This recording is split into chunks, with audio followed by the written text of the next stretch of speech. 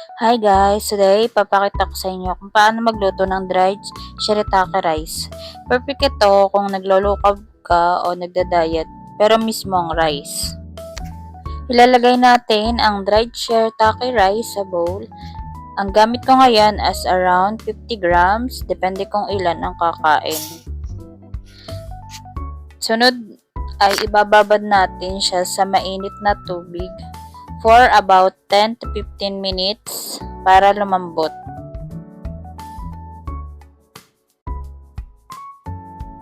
Pagkatapos natin ilagay itong mainit na tubig, haluin lang na kaunti at takpan na natin.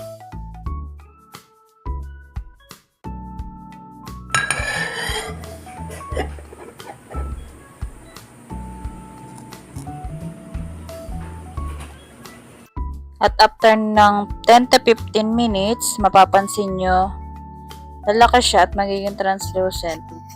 Parang totoong bigas.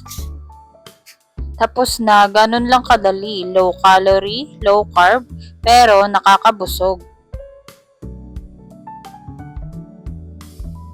Rice, toyo, sausawan, kimchi jjigae.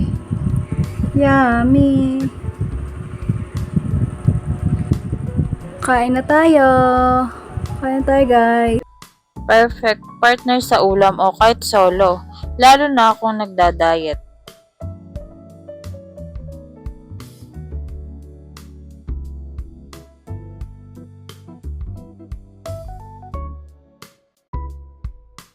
Kung nagustuhan nyo ang video na to, don't forget to like, share, and subscribe. Comment nyo na rin kung gusto nyo pa ng low carb recipes. Thank you.